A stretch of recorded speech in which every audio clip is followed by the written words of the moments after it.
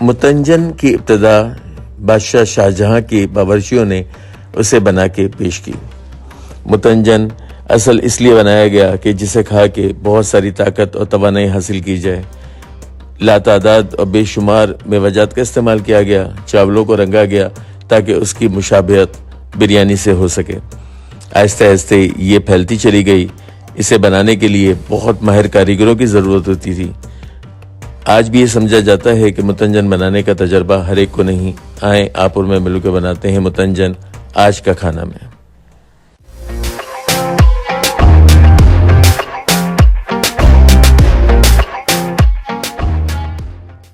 السلام علیکم۔ آج کا کھانا بھی طارق داؤد، اور آج کا کھانا بھی طارق داؤد میں بہت زبردست ایک ریسیپی بن رہی ہے مغلائی متنجن۔ اور مغلائی متنجن جو ہے وہ کیسے بنتا ہے آپ اور میں چل کے بناتے ہیں کچن میں، آ جائیں جلدی سے۔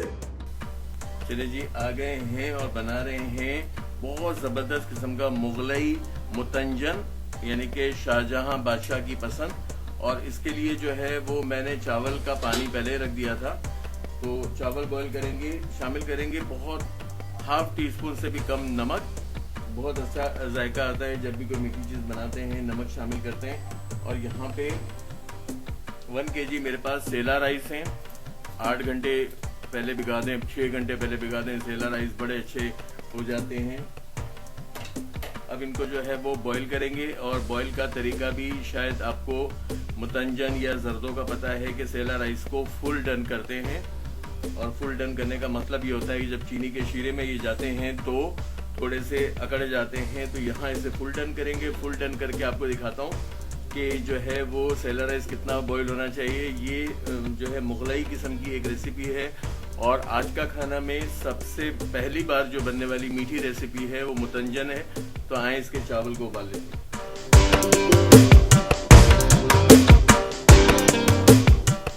چاول دیکھیں بہترین میرے بوائل ہو گئے، سیلا چاول تھے۔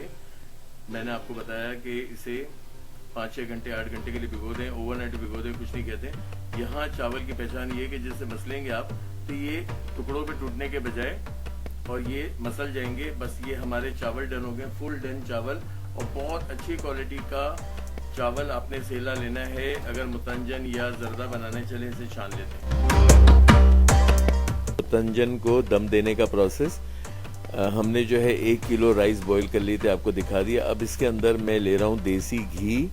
دیسی گھی کم از کم جو ہے 5 سے 6 ٹیبل اسپون لے رہے ہیں۔ اگر آپ دیسی گھی استعمال نہیں کرنا چاہتے، عام تیل لے لیں، گھی لے لیں، مگر یہ ہے کہ شاہی کھانے یا بہت لگژری کھانوں کے لیے دیسی گھی کا ذائقہ بہت اچھا آتا ہے۔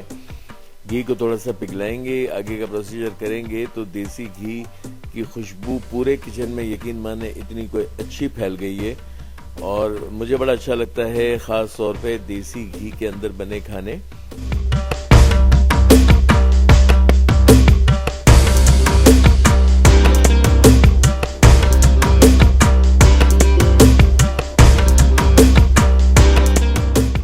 اب اس میں خوشبو کے لیے شامل کریں گے 1 بڑا ٹکڑا دارچینی کا، 2-4 الائچیاں ہیں، ہری الائچیاں ہیں، 5-6 جو ہے لونگ ہیں۔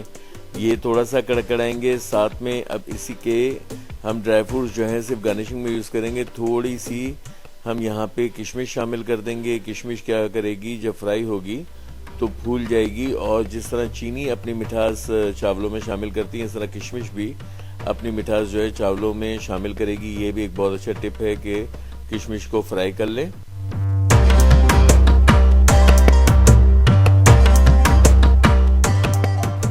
اب 1 کلو چاولوں کے لیے 1 کلو ہی جو ہے چینی استعمال کرتے ہیں۔ برابر کی چینی ہونی چاہیے۔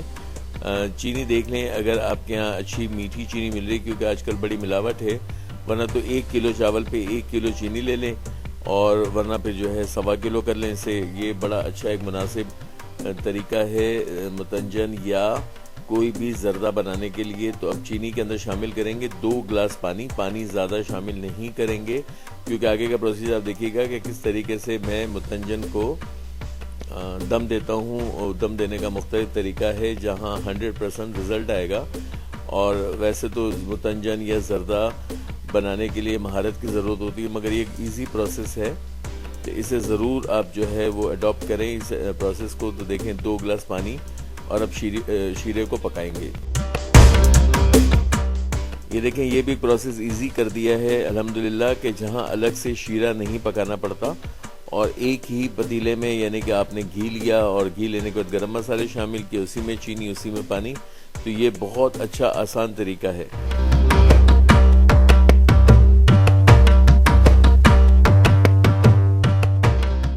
کھڑے دے کے بنایا اور یہ جو جھاگ آیا نا, یہ جھاگ آنا ہی نشانی ہے شیرہ تیار ہے. کوئی 2 تار 3 تار کسی قسم کی جو ہے وہ آپ نے محنت نہیں کرنی. یہاں پہ ابلے ہوئے چاول,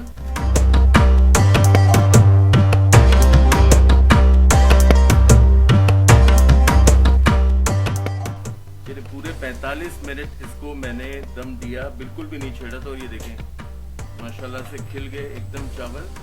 اور ابھی مزید جو ہے اسے 5 منٹ کا دم اور دیں گے, ملا دیں گے. Food colour, red food colour, green food colour, aqua بلو بہت آسانی سے مل رہا ہے مگر بہت اچھا افیکٹ آ جاتا ہے ایکوا بلو کا, یہ بھی شامل کریں. اور پیلا زردے کا رنگ یہ بھی شامل کریں. اسے ہم پھر لگا دیں گے ڈھکن اور 5 منٹ کے لیے ان رنگوں کے ساتھ مزید جو ہے وہ دم دیں گے. اور آپ کو نظر آ رہا ہوگا سبحان اللہ تبارک اللہ سارے کلرز. اور یہ ہمارا متنجن تیار ہے. چاولوں میں کوئی کمال نہیں, سارا کمال آپ کو اب نظر آئے گا جب میں اس کی آپ کو پریزنٹیشن دے رہا ہوں گا. تو یہ کس کوالٹی کے, اور واقعی اگر اس کو میں نے مغلئی نام دیا ہے تو یہ مغلئی ہیں یا نہیں ہے یہ دیکھیں. بس یہ ملا دیا اور آتے ہیں اور دیتے ہیں اس کی شاندار سی پریزنٹیشن, اور واقعی مغلئی پریزنٹیشن دیتے ہیں.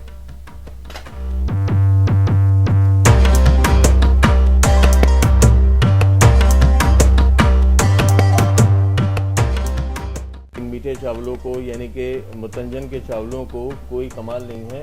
اصل کمال اس کی پریزنٹیشن کا ہے, اس کی گارنشنگ کا ہے. آپ اس سے آدھی کر لیں, پاؤ کر لیں, ڈرائی فروٹس کی جگہ فروٹ یوز کر لیں. میں بہت شروع سے فروٹس یوز کرتا ہوں. سب سے پہلے چاولوں کے اوپر جو ہے وہ آئے گا ڈیزیکیٹڈ کوکونٹ, تازہ ناریل, سوکھا ناریل, کچھ بھی لے لیں. یہاں پہ ہم سیکنڈ اسٹیج پہ 4 مغز شامل کریں گے. ہمارے تمام ڈرائی فروٹس 4 مغز کے بعد یہاں کاجو کو 2 ٹکڑوں میں کاٹ لیں. جتنی حسب ضرورت استعمال کریں. میں چونکہ بہت زیادہ شاہی قسم کا یہ متنجن بناتا ہوں. یہاں پہ اس کے بعد آ جائیں گے تھوڑے سے آپ نے لے لینے ہیں والنٹس یعنی کہ اخروٹ, اور اگر شاہی ہے تو واقعی شاہی ہے. یہاں پہ ہم اس میں شامل کریں گے ٹوٹی فروٹی, یا اشرفی لے لیں. دبئی میں UAE میں ٹوٹی فروٹی آرام سے مل جاتی ہے, اشرفی بہت مشکل سے ملتی ہے. تو میں اس میں شامل کر رہا ہوں ٹوٹی فروٹی. یہاں پہ شامل کریں گے ہم پائنیپل کے چنکس ہیں. یہ پائنیپل کے چنکس ٹن والے لے لیں. یہ بہت زیادہ فروٹی زردہ آپ کو نظر آ رہا ہوگا, بہت زیادہ. ایک چھوٹا سا ایفرٹ دکھا دیں, چیز بہت اچھی بن کے نکل کے آتی ہے. یہاں پہ اسٹیج پہ آخر میں ہم اس میں شامل کریں گے بادام, کٹے ہوئے بادام. یہ بھی یہاں بہت اچھے مل جاتے ہیں تیار کٹے ہوئے. یہاں پہ کٹا ہوا پستہ. جیسی آپ کو سہولت ہو اس حساب سے اپنے ڈرائی فروٹس متنجن میں استعمال کریں. یہاں پہ آپ کو نظر آئے گا چونکہ میرے پاس کھویا نہیں تھا تو میں نے کھوئے کے ساتھ ساتھ برفی بھی شامل کی ہے. جو ہمارے یہاں برفی آرام سے کلرفل ملتی ہے. متنجن کا بہت اچھا ایک لک آ جاتا ہے اگر ہم برفی یوز کر لیتے ہیں. اب آ گئی باری گلاب جامن چمچم استعمال کرنے کی. یہاں گلاب جامن چمچم جو ہے وہ لگا دیں. لیئر وائز کام کریں. اور میں نے آپ کو اسی لیے ریسیپی بہت چھوٹی رکھی تھی کیونکہ پریزنٹیشن کا کام بہت زیادہ تھا. یہاں پہ کچھ گریپس بھی یوز کر رہے ہیں جیسے کہ کشمش گریپس ہی ہوتے ہیں, تو فریش انگور استعمال کر لیں. فریش انگور کیا کریں گے, بہت ایک کلرفل इमेज भी देते हैं. अगर ज़र्दा भी बनाते हैं, हम ड्राई फ्रूट यूज़ नहीं कर सकते हैं तो थोड़ा सा ग्रेप का काम कर लें.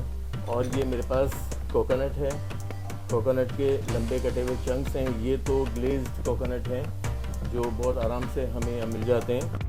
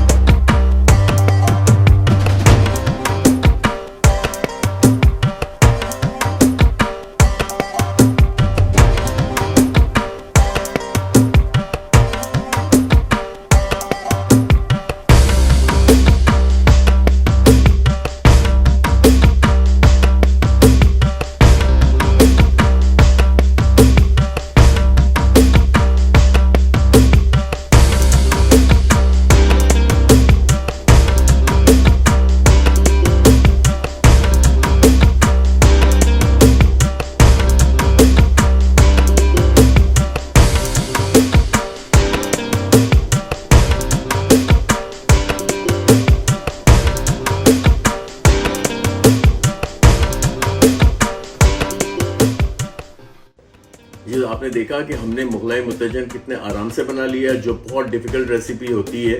तो यकीनन आपको पसंद आई होगी. अगर आपको पसंद आई तो आपने क्या करना है, चैनल को सब्सक्राइब करना है, लाइक करना है, शेयर करना है और बेल का आइकन प्रेस करना है ताकि मेरी आने वाली तमाम रेसिपीज़ आपको फौरी से मिल जाए.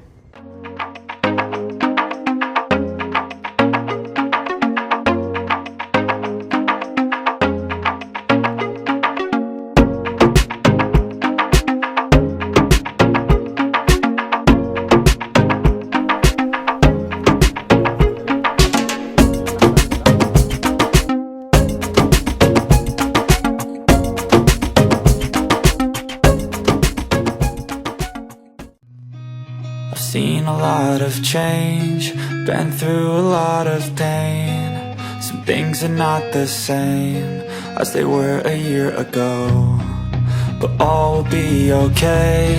I move on each and every day.